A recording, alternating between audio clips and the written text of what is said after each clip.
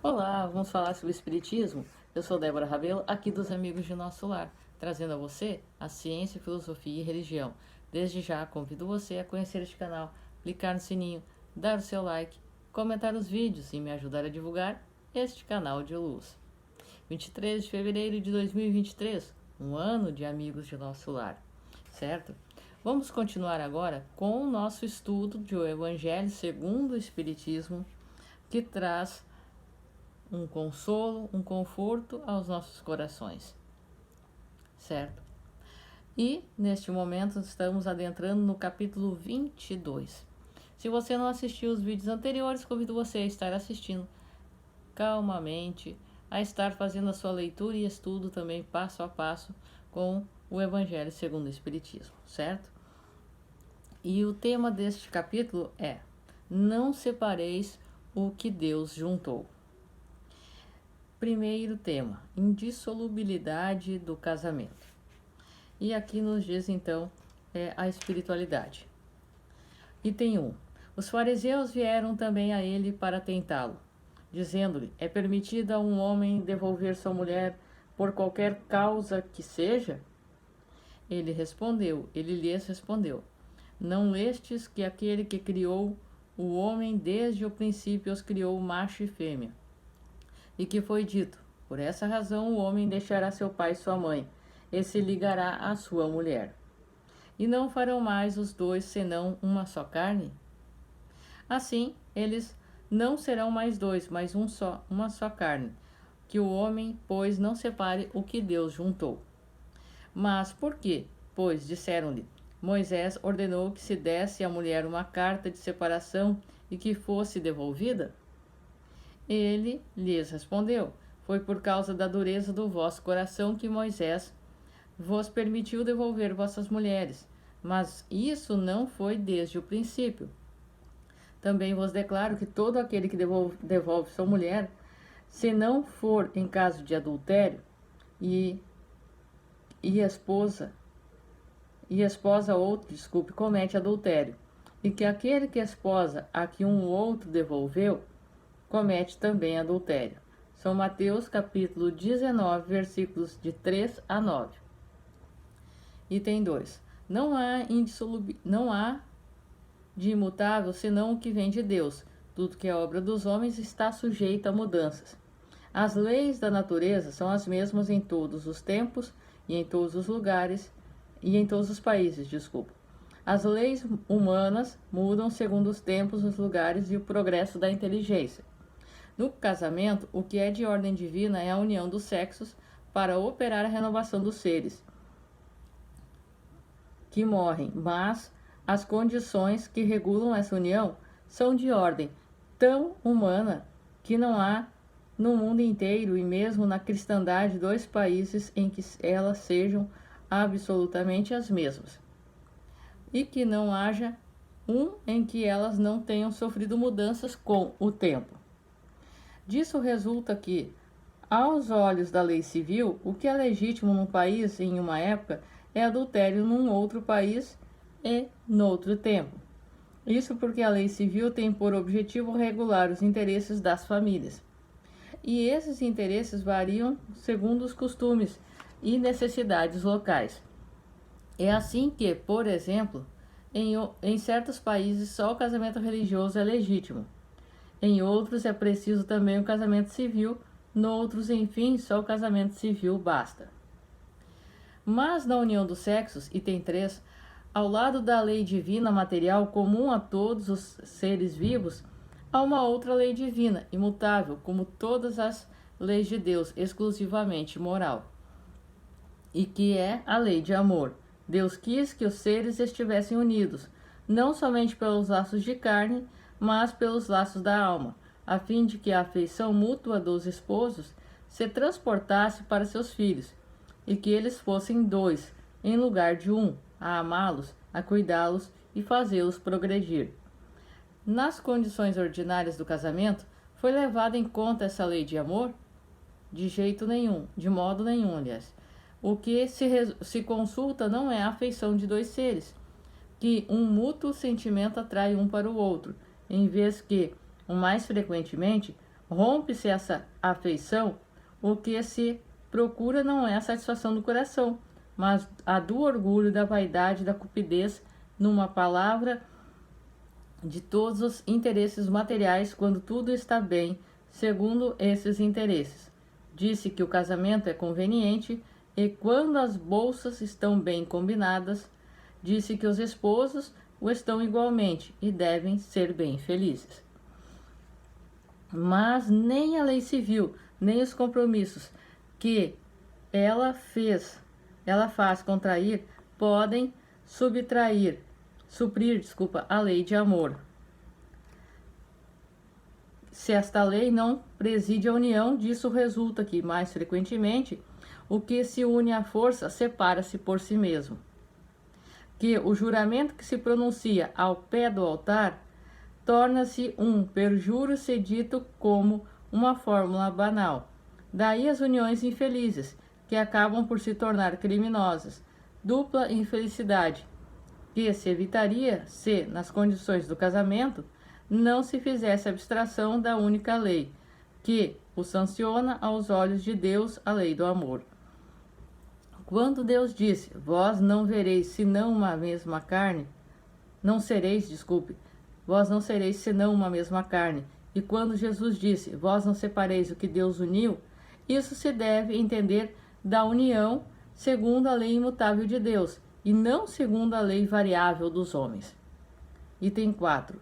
A lei civil é, pois, supérflua, e é preciso retornar ao casamento segundo a natureza? Não, certamente. A lei civil tem por objetivo regular as relações sociais e os interesses da família, segundo as exigências da civilização. Eis porque ela é útil, necessária, mas variável. Deve ser previdente porque o homem civilizado não pode viver como o selvagem. Mas nada, absolutamente nada, opõe-se a que seja o corolário da lei de Deus. Os obstáculos para o cumprimento da lei divina resultam dos preconceitos e não da lei civil. Esses preconceitos, se bem que ainda vivazes, já perderam seu império entre os povos esclarecidos. Eles desaparecerão com o progresso moral, que abrirá enfim os olhos sobre os males sem número, as faltas, os próprios crimes que resultem de uniões contraídas, tendo em vista unicamente os interesses materiais, e se perguntará um dia se é mais humano, mais caridoso, mais moral unir indissoluvelmente a um outro seres que não podem viver juntos, do que lhes dar a liberdade. Se a perspectiva de uma cadeia indissolúvel não aumenta o número das uniões irregulares. E a segunda mensagem que fecha este curto capítulo, o divórcio. Item 5. O divórcio é uma lei humana que tem por fim separar legalmente o que está separado de fato. Não é contrária à lei de Deus, uma vez que não reforma senão o que os homens fizeram, e não é aplicável senão nos casos em que não se levou em conta a lei divina. Se fosse contrária a esta lei, a própria Igreja seria forçada a considerar prevaricadores aqueles dos seus chefes que pela sua própria autoridade e em nome da religião, em mais de uma circunstância impuseram o divórcio. Dupla prevaricação, então, uma vez que seria só em vista de interesses temporais e não para satisfazer a lei de amor. Mas Jesus, ele mesmo, não consagrou a indissolubilidade absoluta do matrimônio. Não disse, é por causa da dureza do vosso coração que Moisés vos permitiu devolver vossas mulheres? O que significa que, desde o tempo de Moisés, a afeição mútua, não sendo o objetivo único do casamento, a separação podia tornar-se necessária. Mas acrescenta, isso não foi desde o princípio, quer dizer, na origem humana, quando os homens não estavam ainda pervertidos pelo egoísmo e pelo orgulho, e viviam segundo a lei de Deus, as uniões fundadas sobre a simpatia e não sobre a vaidade ou a ambição, não davam lugar ao repúdio.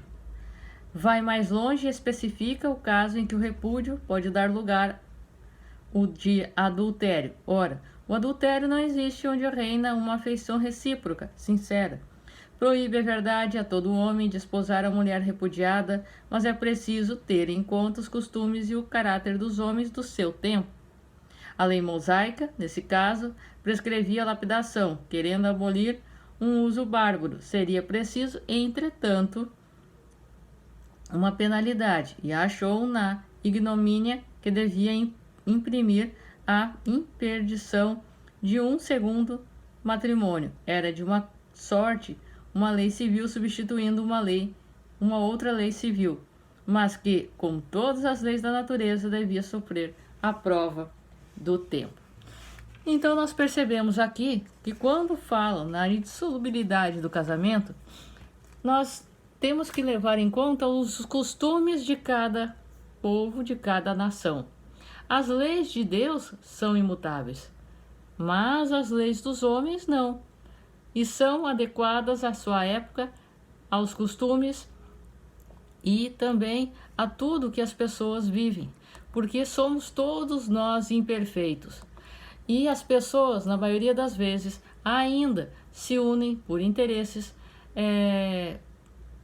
por visões sexuais de quem tem um corpo mais bonito, segundo aos olhos de quem está ali, naquela situação. São vários os interesses que levam muitas vezes a um casamento, e não o amor. Muitos também não tem uma programação que venha na sua trajetória reencarnatória a assumir um relacionamento, um casamento, mas contraem núpcias, acabam por se casar, porque não conseguem se manter só, e nesse sentido acabam se casando. Somos todos nós imperfeitos. E ali, quando ele fala que Moisés, depois de um tempo, passou a dar uma carta que liberasse que as esposas fossem devolvidas, é pela dureza com que muitos tratavam suas esposas. E então, para que fosse preservada a integridade física delas, foi permitido então que houvesse o divórcio. O divórcio vem preservar a integridade física de ambos, tanto do marido quanto da esposa, e vem trazer esta igualdade sobre esta situação, que nós possamos ver que muitas vezes é preferível uma pausa, uma interrupção daquele relacionamento, para que ambos depois, no plano espiritual, se reajustem novamente, se conversem e de outra maneira venham a se reajustar, mas não sobre uma união forçada por puro interesse material, e que muitas vezes pode resultar em uma tragédia, certo? Então este foi o capítulo 22 do Evangelho segundo o Espiritismo.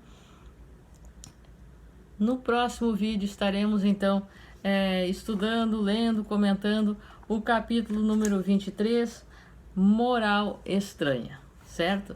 Eu sou Débora Rabelo, um forte abraço para você, que os bons espíritos nos guiem, Jesus nos abençoe e até a próxima.